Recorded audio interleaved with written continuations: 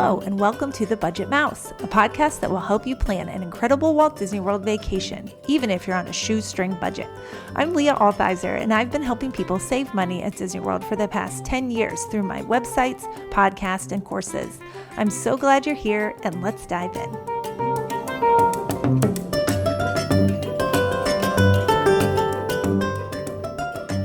Hello again, everyone, and welcome to episode 100 of the Budget Mouse podcast. Now, I never would have made it to 100 episodes were it not for you, listeners, and the readers of my blog. And so I am dedicating this episode to you and answering questions that you have been sending me over email over the past couple of weeks now. There are a bunch of questions about the newest, most confusing thing at Disney World, which is Lightning Lane. So I'm going to address those first because I know they're at the top of your mind. But I just need to say I am so grateful for you who are listening to this right now and have bear with me over the years that I have been doing this, where I've taken many long breaks from podcasting because other things have been more important in my business. And I'm just grateful that you've hung with me through the ups and downs here. So first, this is a question from Audrey. I've looked everywhere for the answer to this and have yet to find it, so I'm hoping you have it. How does Lightning Lane work with park hopping? Will you be able to select things at your second park of the day after arrival? I don't see the option for multiple parks like offered with Genie Plus, things in advance. So this is a confusing part of the new Lightning Lane Multi-Pass, which is what replaced Genie Plus recently.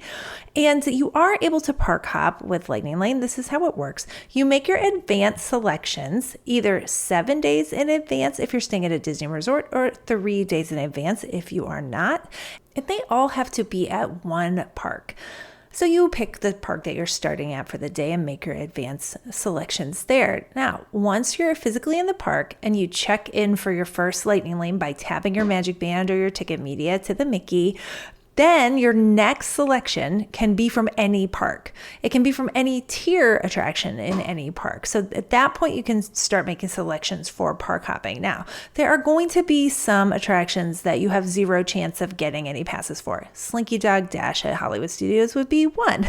They're all going to be gone by that point. But it doesn't mean you can't park hop and you can't stack reservations for later in the day. Now, here's where a new improved feature of the Lightning Lane Multi-Pass comes in handy. You can select a later time in the day when you go in to make that. You are not tied to the first return time available like you were with Genie Plus. That was a really frustrating part of it. So you could say, well, I know I'm going to park hop and I'm going to be at Epcot by 5 p.m. And you can look ahead and modify the time for your selection and pick a later time in the day that you can stack a bunch of selections for later in the day at your second park. So I hope that cleared up any confusion and answer your question, Audrey. Next, from Randy. Love your site. Thank you, Randy. Been to WDW a number of times and I'm extremely skeptical regarding their Lightning Lane systems. I have to ask, how do we know that Walt Disney World does not manage wait times in order to persuade customers to purchase? I've experienced overinflated wait time posts and we are at the mercy of their reports that drive behavior. Okay, so Randy, I have an opinion about this. So there are third-party apps that you can download on your phone that have wait times, but they're all reported by users. So it's people that stand in the line and time how long it took for them to wait in the line.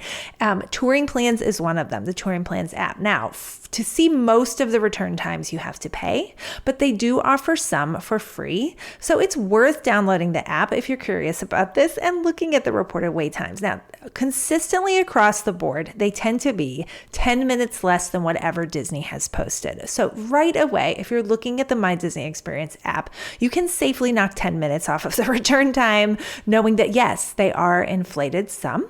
I will say at the end of the day, they're definitely going to be inflated a lot. And this is to discourage people from getting into line for attractions when they think the park is going to close at, say, 10 o'clock. You know, it's starting at 9 o'clock. Disney's going to start adding a lot of time onto the wait times. This is a documented thing that happens. I have seen a posted wait time of 40 minutes for an attraction that was basically a walk-on close to the end of the day. So that is the one time where you can definitely disregard any long wait times that you see. Most people don't know that you can get into the queue up until the minute before the park closes and you can then ride the attraction. So I am skeptical. I always take what they say with a grain of salt.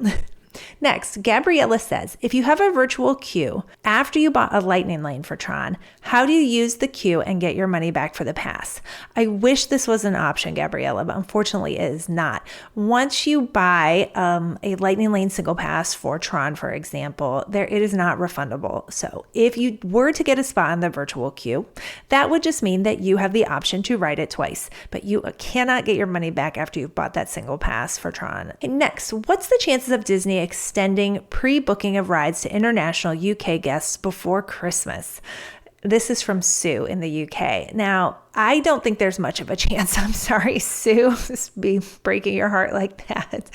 I think they are having issues with the system working outside of the US and Canada, I will say. So what Sue is talking about is even if you have a 7-day advance window for booking Lightning Lanes because you're staying at a Disney resort, if you are traveling from out of the US or Canada, you cannot book Lightning Lanes until you're physically in the country. So for whatever reason, this is a problem for the new system. I don't think they're going to get it fixed before Christmas. That said, they definitely could. It could be a miracle. It could be a Christmas miracle and they could get it figured out. But I think that it is for now a challenge if you are coming from overseas. I'm going to the next question from Malcolm.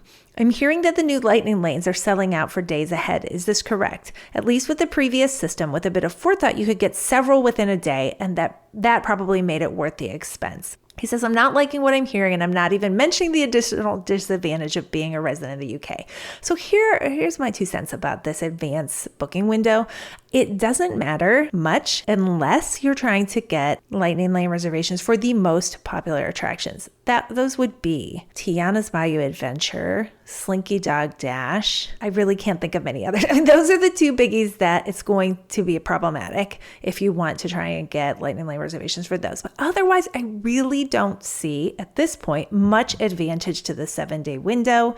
At first, it was looking like things were selling out, but now it is no longer looking like that. So I don't know if Disney was throttling the system, not putting as many passes as they could out there for Lightning Lane, seeing what the demand was for it, for whatever reason. Now, if I go into the app in the morning, I can see abundant Lightning Lane selections for all except those 2 attractions for the rest of the day. So I really wouldn't worry about it too much. I mean, unless you're coming like on Christmas Day, then you're not going to get much at all. So the problem with the system is that, the more crowded it is, the less valuable it is.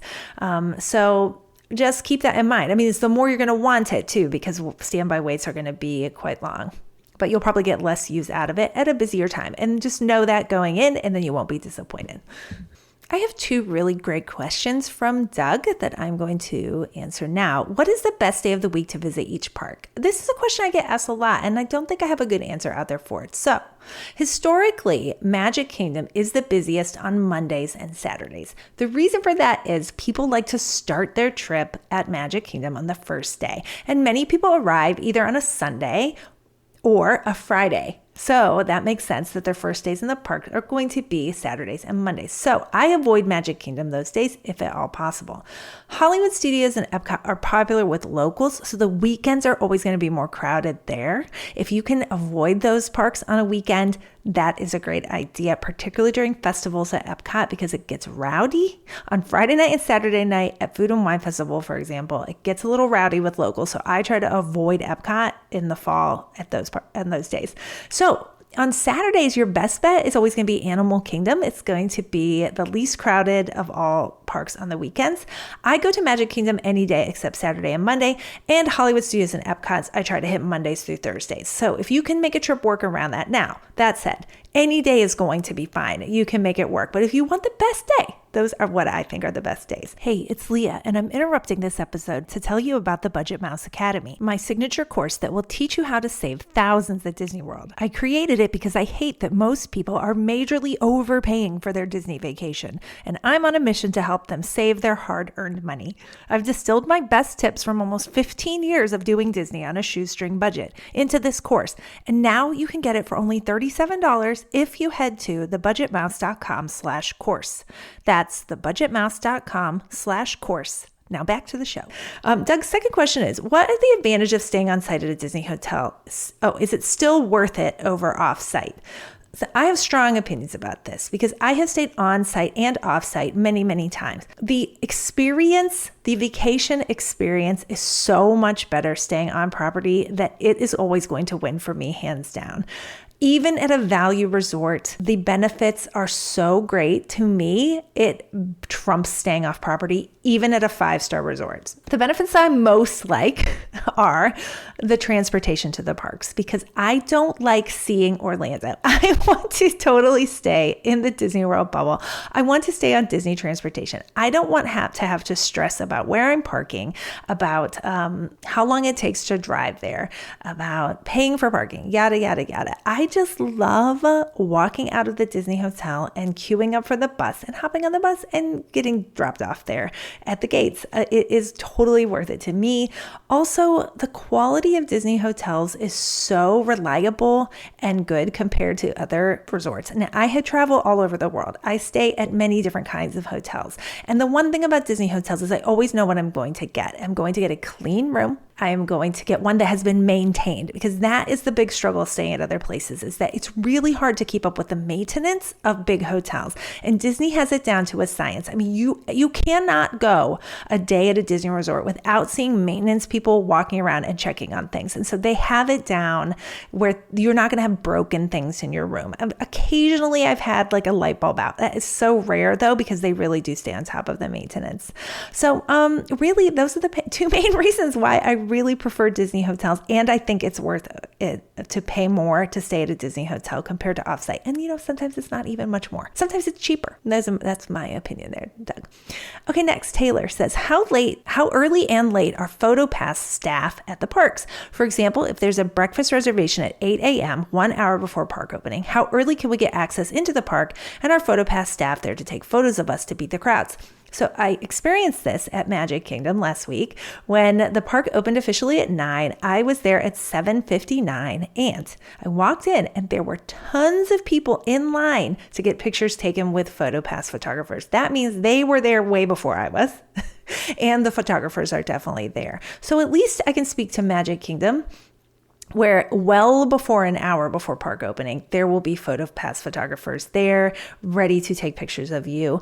And if you did have a dining reservation at 8 a.m., I would say get there at the latest at 7:45, particularly if you want pictures on kind of an empty Main Street USA, because at 8 a.m. it was crowded already. So keep that in mind. As far as at night, I don't think photographers stay out any later than park closing, because they are trying to discourage people from hanging around afterwards. So if the park closes at 10, I'm going to say the PhotoPass photographers are probably gone at 10. That's a guess, but it's a pretty safe guess. Okay, next, Pam says, I'd really like to have a good estimate as to when Test Track is going to be open in 2025, if there's a way to learn this. So unfortunately, there was not a way to learn this. This is what I can tell you, Pam. It closed June 17th, 2024. Rumors are it's expected to be closed for a year. Now, I don't think it will be, but it's good to go in expecting that, because then if it opens any earlier, you'll just be pleasantly surprised. But I know it is a major refurbishment. They are reimagining the ride. I know it's going to call back to the original World of Motion, which I totally remember at Epcot and loved. I love old Epcot, 1980s Epcot. And I'm excited to see it will be now Test Track 3.0. But I wouldn't expect it until summer of 2025. That's my answer. Next, LB wants to know, will Frontierland at Disney World be updated to be NOLA Land? So what LB is referring to is New Orleans Square in Disneyland. That's one of the lands of Disneyland. And my definitive answer to this is no, I don't think it will be, because there is a project that right now all we know it's called Beyond Big Thunder Mountain, and it's for an expansion past Thunder Mountain.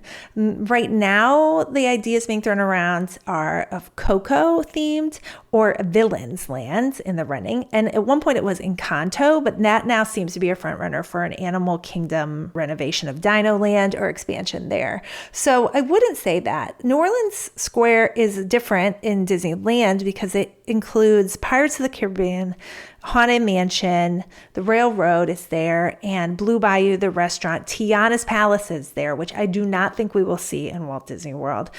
So I think we're pretty safe with Frontierland as it it is now with Big Thunder Mountain, Country Bear Jamboree, all the things that are there in Frontierland right now. Next, Cheryl is wondering if I have been able to experience Tiana's new attraction and the virtual queue. So I have experienced the new attraction. I did not use the virtual queue.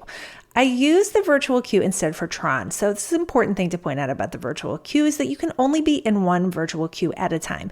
And at Magic Kingdom, there are 2 attractions that use a virtual queue. That means you have to pick which one you want to try and get into at 7 a.m., which is the first time you can enter the virtual queue. Now, if you are able to enter the virtual queue and your return time is called before 1 p.m., then you can try to get in another virtual queue for the other attraction. But if you're still waiting and your group hasn't been called yet, you cannot try to get in another one when it reopens at 1 p.m.